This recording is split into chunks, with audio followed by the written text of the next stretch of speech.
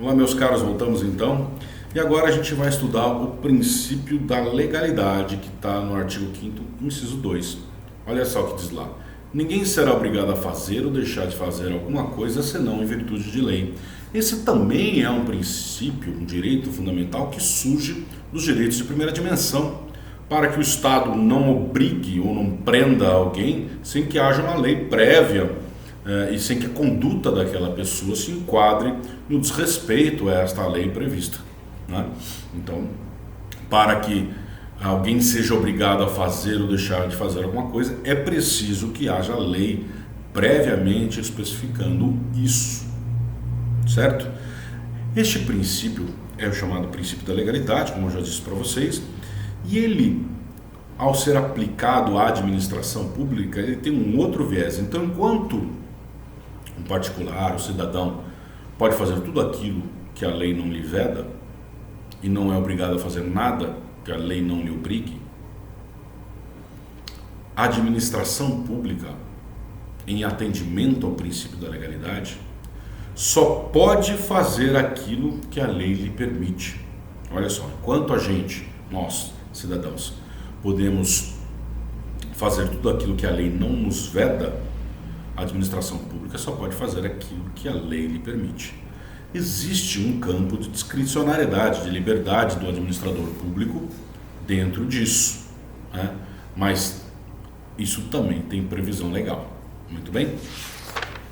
Aí nós vamos então para o inciso 3. Ninguém será submetido a tortura nem a tratamento desumano ou degradante. Bom, essa uma previsão que a nossa Constituição, nós vemos que é uma Constituição dogmática, que ela retrata um momento histórico. E é um momento que nós saímos de um período ditatorial e entramos num período de redemocratização. Isso que está retratado na nossa Constituição, de forma bastante clara em vários dispositivos. Eu acho curioso quando alguém defende que as Forças Armadas possam ser aí um intérprete maior da Constituição no momento de crise entre os poderes. É um completo absurdo isso, porque não tem nenhum respaldo na Constituição, muito menos se você fizer se a gente fizer uma interpretação sistemática dela. Ela retrata esse momento de rompimento, e não é só aqui que ela deixa isso muito claro, mas aqui, especialmente, ela deixa isso muito claro quando diz que ninguém será submetido a tortura nem a tratamento desumano ou degradante. Então, além desta previsão na Constituição, nós temos legislação infraconstitucional que reforça. Nós temos a Lei 9.455 de 97, que define os crimes de tortura. Nós temos a Lei 12.847 de 2013, que traz o Sistema Nacional de Prevenção e Combate à Tortura e cria o Comitê Nacional de Prevenção e Combate à Tortura e o Mecanismo Nacional de Prevenção e Combate à Tortura. Então, assim, enaltecer a tortura é uma total absurda, é algo completamente contrário à nossa Constituição. Bom, nós tínhamos sobre isso vários assuntos polêmicos. Um deles é a utilização de algemas, né? Há uma súmula vinculante do STF dizendo que só é permitido a utilização de algemas quando as pessoas oferecem um risco à própria integridade ou à integridade de outras pessoas. E um outro assunto bastante polêmico, que certamente voltará ao STF, é a lei da anistia. Bom, quando nós tivemos a redemocratização, houve uma negociação entre aqueles que estavam no poder e queriam e concordavam com a redemocratização, em razão da pressão popular, não é porque eram bonzinhos, não. Bom, muito bem. Desta negociação saiu a lei da anistia, que é a Lei 6.683 de 1979. Essa lei, ela perdoa pessoas que cometeram crimes de ambos os lados, tanto aqueles que cometeram crimes no regime, pelo regime militar, quanto aqueles que eram considerados subversivos e de alguma forma praticaram algum crime. Essa lei da anistia foi levada, a discussão sobre a sua constitucionalidade foi levada ao STF. E o STF, lá atrás, entendeu, após a Constituição de 88, mas lá atrás, entendeu que não cabia, não competia ao STF fazer a revisão, fazer o controle de constitucionalidade dessa lei, porque ela é uma decisão política de um momento de transição, uma lei medida, não uma regra para o futuro, que deveria ser interpretada a partir da realidade do momento, né? Então, com isso, o STF, por 7-2, entendeu, naquela época tinham 9 ministros, por 7-2 nos julgamentos, 9 ministros, e por 7-2 entendeu que esta lei não deveria ser revista. Muito bem, no entanto, a Corte Interamericana de Direitos Humanos, que é uma corte internacional criada a partir de um tratado internacional do qual o Brasil é signatário, ou seja, um tratado internacional do qual o Brasil participa, entendeu que os crimes cometidos durante a ditadura militar devem ser investigados, processados e os responsáveis punidos. Porque os crimes são imprescritíveis por serem crimes contra a humanidade, né? E isso muito provavelmente retornará à discussão no STF, né? Principalmente porque de lá para cá houve uma alteração da composição significativa do Supremo. Muito bem, vamos lá, mais um direito: liberdade de manifestação do pensamento. Muito bem, está lá no artigo 5º, inciso 4 e 5. É livre a manifestação do pensamento, sendo vedado o anonimato. É assegurado o direito de resposta proporcional ao agravo, além da indenização por dano material, moral ou à imagem. Ok? Então nós temos esta seguinte situação: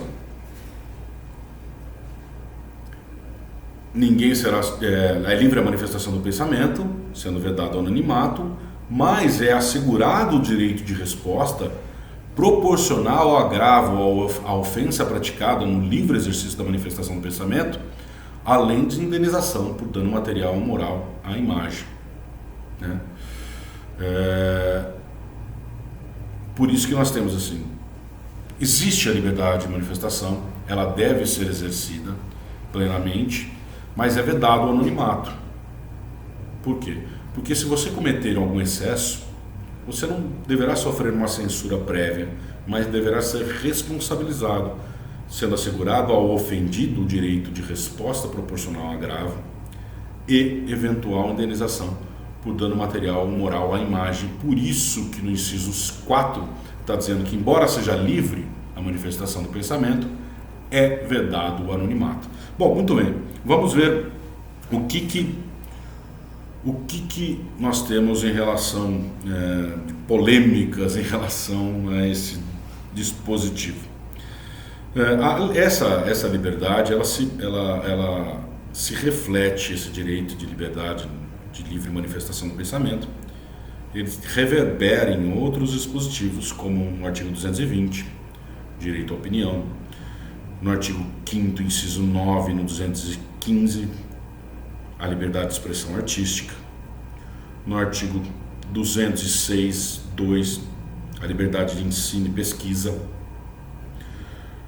no artigo 5º, inciso 14, a liberdade de comunicação e informação, e no artigo 5º, inciso 6, que nós vamos estudar já já, que trata da liberdade de religião, da expressão religiosa. Então, a liberdade de manifestação do pensamento, ela reverbera nesses outros dispositivos. Bom, nos Estados Unidos nós tínhamos e ainda existe, né, o discurso de ódio, o hate speech, Esse hate speech ele é permitido nos Estados Unidos com base nessa liberdade de manifestação do pensamento. Então, lá nos Estados Unidos é permitida a manifestação, por exemplo, de preconceito racial. A pessoa pode dizer livremente que é preconceituosa. Aliás, a primeira emenda da Constituição diz que o direito da liberdade de manifestação do pensamento não pode ser limitado por lei infraconstitucional. No Brasil isso não acontece. No Brasil nós temos limitações ao direito de liberdade de manifestação do pensamento. O STF já reconheceu situações em que vedou o racismo, o preconceito e a intolerância. Teve um determinado escritor de algum estado do sul, Santa Catarina, se não me engano, que escreveu um livro com manifestações antissemitas, ou seja, contra judeus. E o STF entendeu pela censura, pela possibilidade de censura prévia, ou seja, de impedir a divulgação desse livro e a comercialização desse livro, porque se baseava no discurso do ódio, se baseava, inclusive era uma lei que era racista, perdão, uma obra racista, equiparando o judeu, embora judeu seja uma questão religiosa, comparando, equiparando a uma prática racista. E nós temos visto algumas manifestações recentes do STF com relação a manifestações que pregam o fim da democracia ou o fim da independência dos poderes, né? Nós vimos aí recentemente manifestações sendo realizadas junto ao STF, até tivemos prisão de pessoas ligadas ao governo, ao Poder Executivo, que encabeçavam essas manifestações contra o Supremo. Também tivemos manifestações pedindo a volta da ditadura, a volta do AI-5, que são manifestações ilegais, ilegítimas, que ferem a Constituição, ferem o próprio direito à liberdade, né? Se você pensar alguém que em nome do direito à liberdade prega a volta de uma ditadura, é um contrassenso em si, né? Porque na ditadura não há liberdade de manifestação do pensamento, né? Então, a liberdade de manifestação do pensamento, como um direito fundamental, também pode ser relativizado, mas só em situações excepcionais, né? O que nós vimos aqui dos incisos 4 e 5 é justamente, olha, ele é livre, mas é vedado o anonimato para que haja a possibilidade de responsabilização daqueles que cometerem excessos.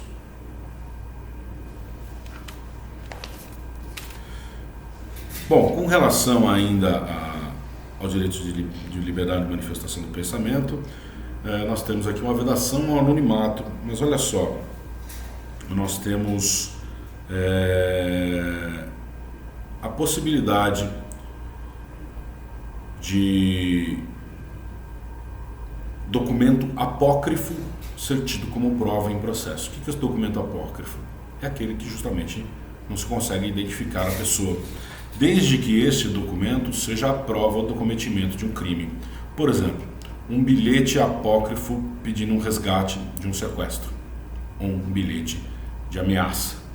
E aí, então, essa é a própria prova do crime, então é admitida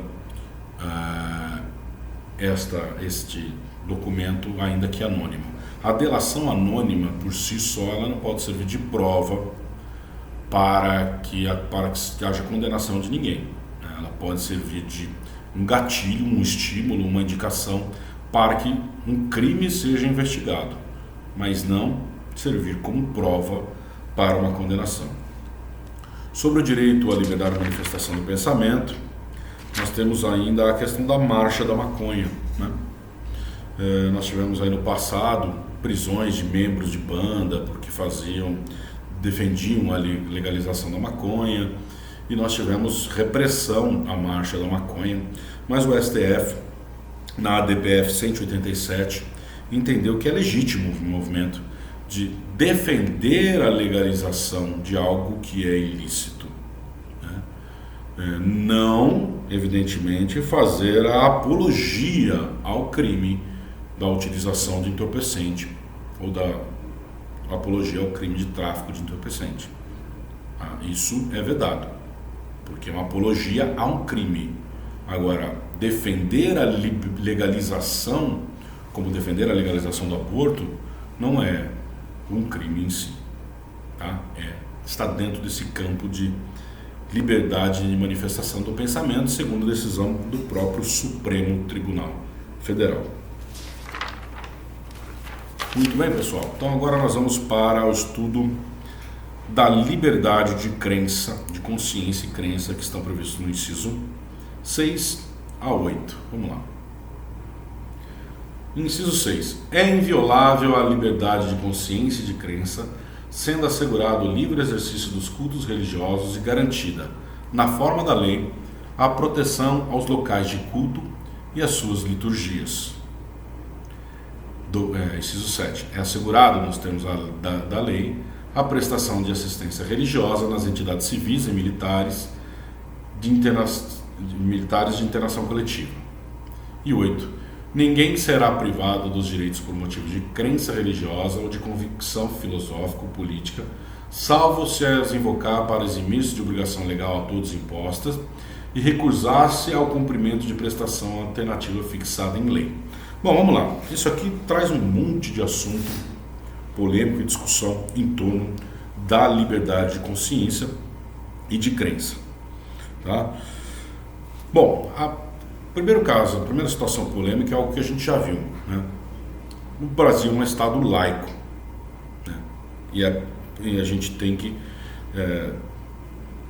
identificar aqui que a nossa laicidade é diferente de laicismo. A laicidade, ela é a liberdade de crer em alguma coisa sem que se sofra com isso, de professar a sua fé, de pregar, de participar de cultos, de ter acesso à religião, aos cultos, sem que o Estado participe disso, sem que o Estado se envolva, né? O Estado brasileiro, o governo federal, governos estaduais e municipais, eles não podem de maneira alguma se envolver com questões religiosas, né? Não tem cabimento isso fere a Constituição, fere claramente a liberdade de consciência e crença.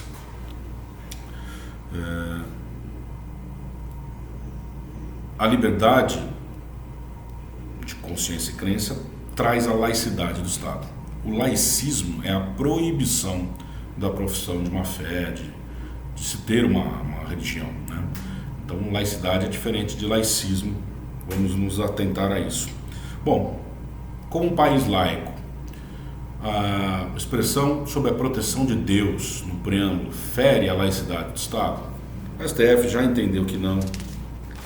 Já entendeu que o preâmbulo não tem força normativa e já entendeu que a expressão sob a proteção de Deus não é norma de repetição obrigatória, ou seja, não precisa estar previsto esta expressão nas constituições dos estados.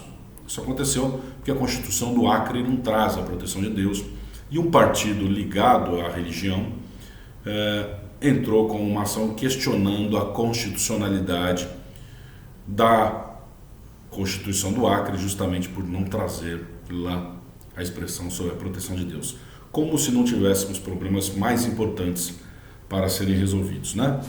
Muito bem. Com relação ainda à liberdade religiosa, existe a questão do ensino religioso nas escolas. O ensino religioso nas escolas é constitucional? Está previsto, inclusive, na Constituição, no artigo 210, parágrafo 1º, porque atende à liberdade de religião, sem que isso fira a laicidade do Estado. Deixa eu chegar lá, gente, só um minutinho.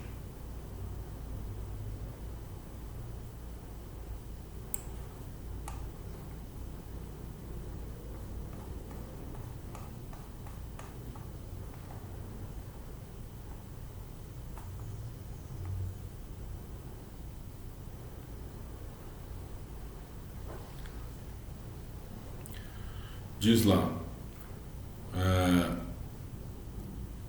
no artigo 210 caput, serão fixados conteúdos mínimos para o ensino fundamental de maneira a assegurar a formação básica, comum e respeito aos valores culturais e artísticos nacionais e regionais. Parágrafo 1º.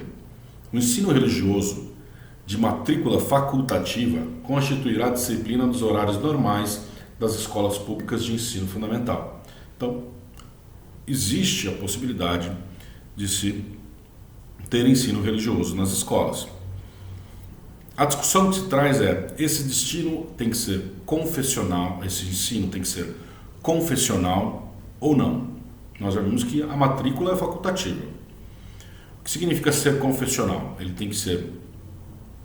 pode abordar apenas uma determinada religião, ser confessional, ou ele deve abordar o estudo das religiões. Bom, houve uma discussão nesse sentido, o Ministério Público Federal entrou com uma ação para discutir a constitucionalidade do ensino confessional e o STF entendeu que não precisa, pode existir um ensino confessional. Então, uma determinada escola ou faculdade ligada à igreja, por exemplo, pode ter a matéria sobre a religião católica.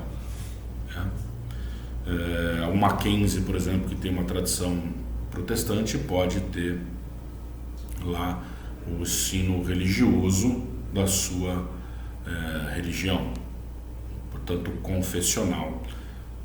Não pode ser obrigatório este ensino, como a gente viu, a própria Constituição veda, diz que deve ser de matrícula facultativa. Muito bem, é curioso, conheço um menino, meu sobrinho aliás, que estuda numa escola católica, mas o ensino religioso dele é não confessional, ele estuda a história das religiões, o que é muito interessante, né? Muito mais cultura do que uma questão de profissão de fé propriamente.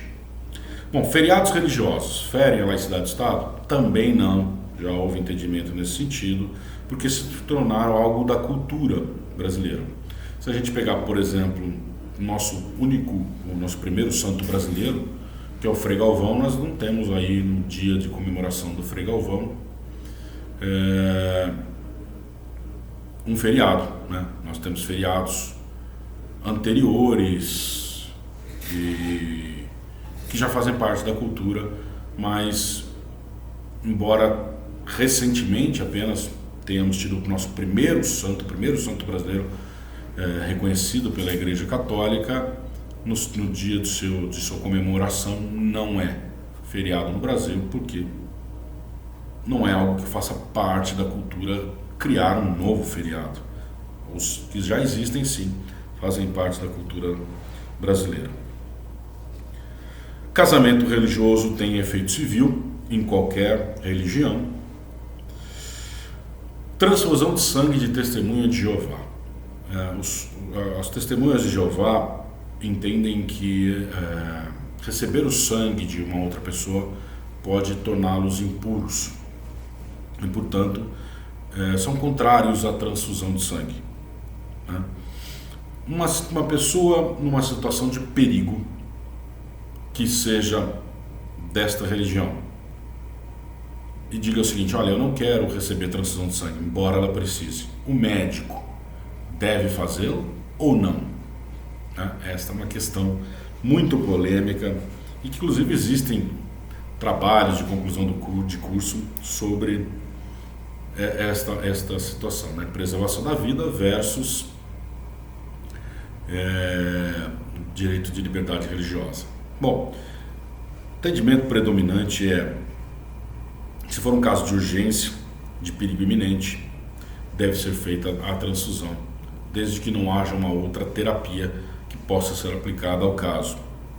E em se tratando de menor de idade, ainda que sem o consentimento dos pais, deve ser feita a transfusão de sangue sem que isso fira a liberdade religiosa, sem que o médico possa ser processado por isso. Bom, crucifixos em repartições públicas, outra questão polêmica, ou imagens em repartições públicas. Bom, o CNJ vacilou com relação a isso. O Conselho Nacional de Justiça é um órgão administrativo do Poder Judiciário, né, que não é um órgão jurisdicional que dá decisões judiciais, mas é um órgão de controle das atividades administrativas do Poder Judiciário, e financeiras, enfim, e éticas dos seus profissionais. E o CNJ, a princípio, dizia que não era possível, mas depois passou a entender que era permitido a utilização de símbolos religiosos em repartições públicas, sem que isso fira a liberdade religiosa. E por fim nós temos a questão da imunidade tributária das igrejas, né? Que inclusive recentemente, por uma emenda constitucional, veio novamente a discussão. Muito bem, bom, trouxe aqui para vocês alguns assuntos polêmicos. Nós já temos 2 vídeos aí com bastante conteúdo dos assuntos polêmicos, decisões polêmicas. Então nós paramos por aqui e continuamos na semana que vem, na próxima semana. Muito bem? Até mais.